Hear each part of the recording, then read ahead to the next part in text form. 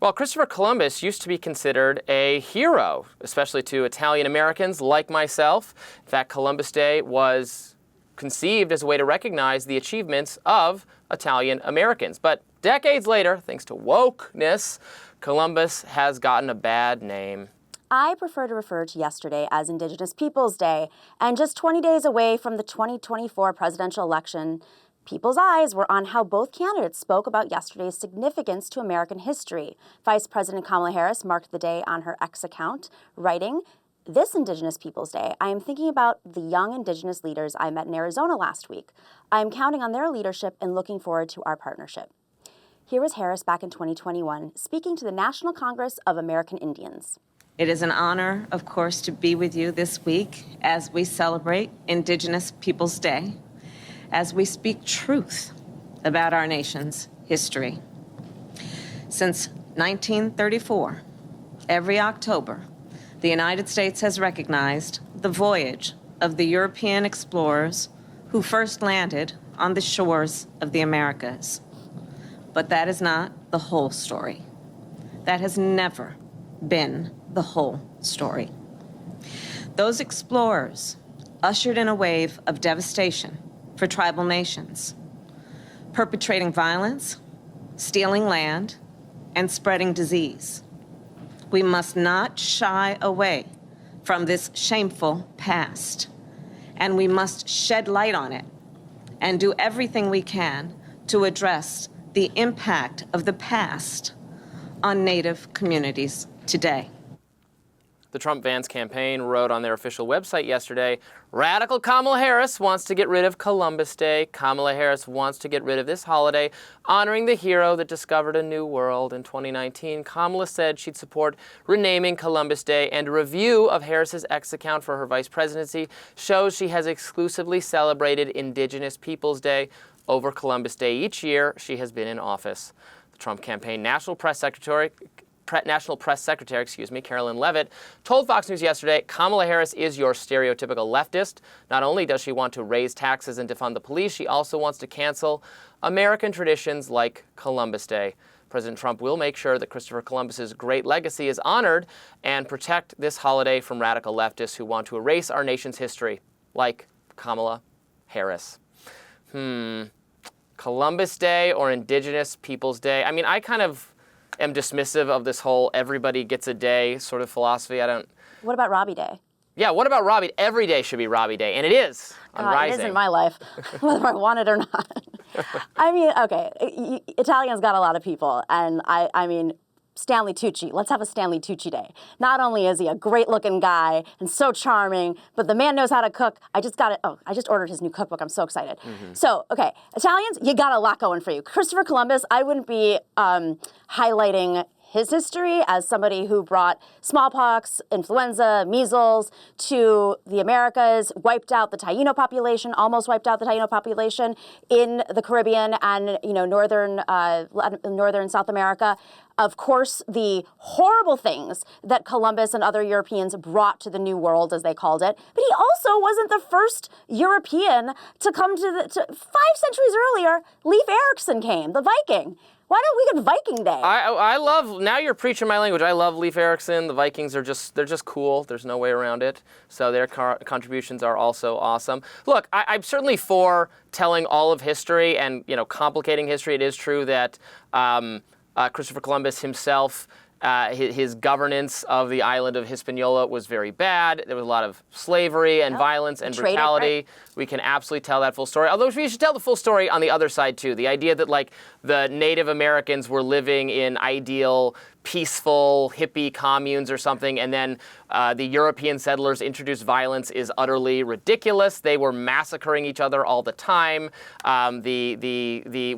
When Cortez went to war with the Aztecs, he had native tribes allying with him because the Aztecs had butchered and murdered and ripped out the hearts of people, like you see in the movie Apocalypto, and it was just really awful. The European subjugation was also awful, but the reality is that history on all sides is messy and complicated and extraordinarily violent by the standards of our, civilized society now. So let's make sure we tell that full, complete story too. I agree. There are native tribes across North America and South America were at war with each other over land, over other issues, over governance. Some of them had different types of governance. Some of them were matriarchies. Some of them were not. And that's history we should tell, and it's interesting history. But it was still their land. And I think that is, the colonizer approach is what's frustrating to most. I don't like Leif Erikson either. I don't like any of these colonizers. They were exploring, but they had a mission. They were, as we know, they had a mission to find spices. They got lost along the way. But then it turned into slave trade. As you mentioned, what he did in Hispaniola with the Taino community, trading the Tainos as slaves. God, Europeans, man, I'm sorry. Just the legacy, and if you study European history and understand what happened, especially in Southern Europe, including in the Roman Empire, slavery is just not a great look. Not a great look across the board, and it is our original sin, whether it was original sins with African Americans, original sin with Native Americans. I'm happy that we're having these conversations. Yeah, slavery is not unique to the Europe. Every society has had slavery for millennia, right? And in fact, there was not necessarily a racial connection to slavery until more recently, right? Slavery was often reserved for just defeated and conquered peoples. The Mongol horde crossed all of Asia and killed and enslaved Asians and Europeans. In the Americas themselves, the Aztec Empire, as I just mentioned, was engaged in wars of colonization and enslavement. It is true that then there was innovated this very brutal and awful race-based system of exporting specifically African slaves to the Americas, and that was very, very, very bad, obviously. But it's not, sometimes it's portrayed that only Europe invented slavery or only white Europeans engaged in slavery. No. Every society engaged in warfare and empire building and enslavement, and it was all of human history was pretty bad until very recently, where actually mostly in Northern Europe, the Dutch Republic, British philosophers, Enlightenment came up with a somewhat better system that we've now inherited across the globe. That was History in 5 minutes with Robby.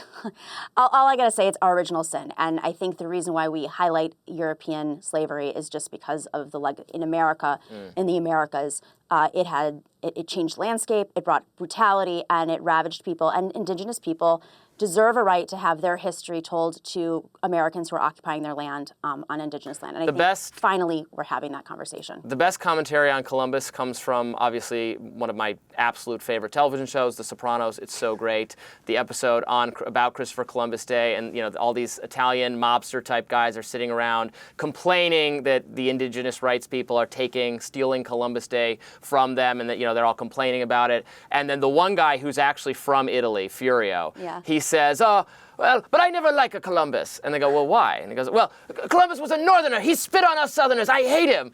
Revealing that, again, even within the country, or whatever country to Italy, but you can say this about any other country, there are, ethnic tensions or regional tensions as well that are sometimes actually increasingly glossed over in our new understanding, where it's like white people is all the same, considered to be the same race. That would have been a surprise to my ancestors. 100%. Italians, Irish, never considered white until recently. And it was mainly because there were Southern Italians coming over who, by the way, were considered Greek. So we occupied you, you occupied us. Indeed. More Rising on the way. Use your hands, Robby. You gotta stay tuned for more Rising.